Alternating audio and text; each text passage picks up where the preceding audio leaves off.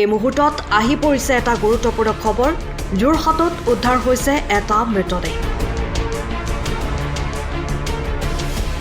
যোৰহাটৰ ডিপিএছ স্কুলৰ কাষৰ এটা পুখুৰীত উদ্ধাৰ হৈছে এজন ব্যক্তিৰ মৃতদেহ। মৃত ব্যক্তিজন যোৰহাট ৰান্ধনীজানৰ প্ৰসেনজিৎ শইকীয়া বুলি চিনাক্ত কৰা হৈছে। তেওঁ বিগত 4 দিন ধৰি সন্ধানহীন হৈ আছিল। আৰক্ষীয়ে ইতিমধ্যে মৃতদেহটো উদ্ধাৰ কৰিছে। এয়া হত্যা নে আত্মহত্যা সেয়া আৰক্ষীৰ অনুসন্ধানৰ পিছতহে পোহৰলৈ আহিব।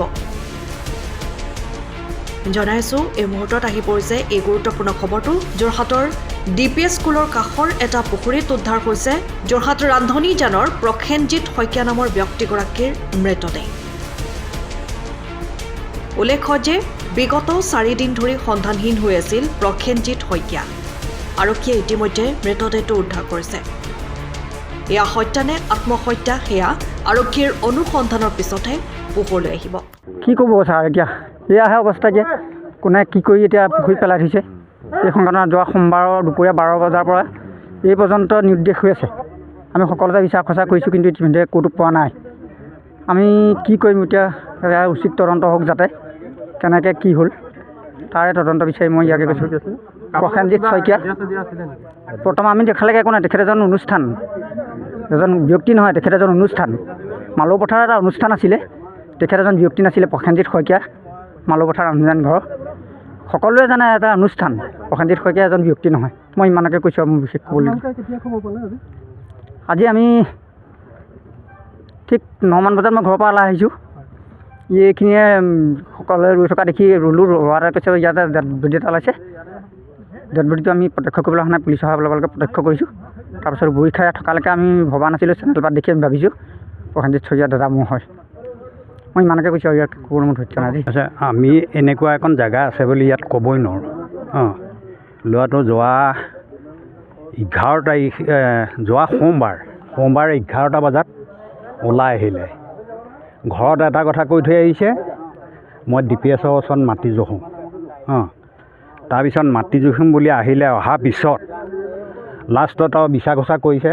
আমিও বংশৰে আৰু তাৰপিছত বিচাৰ খোচা কৰিছে। চবফালে মানে ঘূৰিছে মেলিছে, চাইছে। পুলিচতো ইনফৰ্মেশ্যন দিলে, SP তাতো দিলে নেকি সম্ভৱ।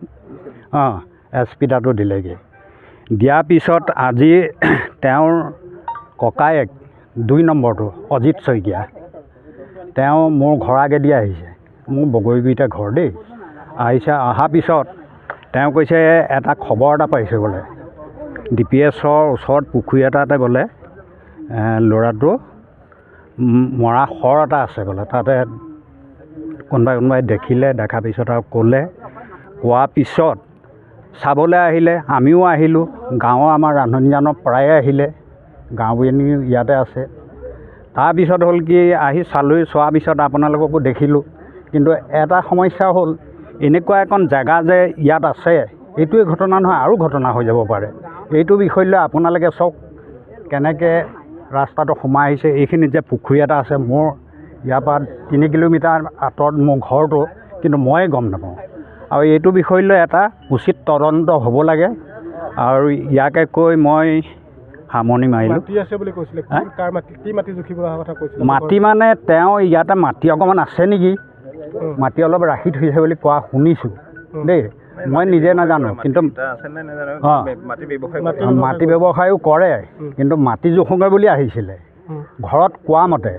তাৰপিছত আৰু আমি বিশেষটো নাজানো। ময়ো অৱসৰপ্ৰাপ্ত, এতিয়া মই ঘৰতে থাকোঁ, নাযাওঁ কেনিও। আৰু সিমানকে ক'লোঁ, আপোনালোকে উচিত তদন্ত কৰি আৰু ইয়াৰ নিজকো দি দিয়ক। দি পেলাই এই জেগাটো অলপমান তাৰমানে এইটো চব এইখিনি চি কেমেৰা এটা হ'ব লাগে। ডিপিএছত যেতিয়া আছে তেতিয়া ধৰা পৰিব কোনকেইজন মানুহে কৰিছে কামটো, নহয় জানো বাৰু? সেইটো আপোনালোকে অকণমান আৰু এনকুৱাৰী কৰক। মোৰ সন্দেহ নাই। সন্দেহ মানে মই আৰু চাকৰি কৰা কাৰ্যকাল আদায়ে হৈ গ'ল। আৰু মোৰ সন্দেহ নাই। মই ঘৰৰ ভিতৰত কেনিও নাযাওঁ। সময়ৰ খবৰ সময়ত পাবলৈ ফ'ল' কৰক টাইম অফ আছাম।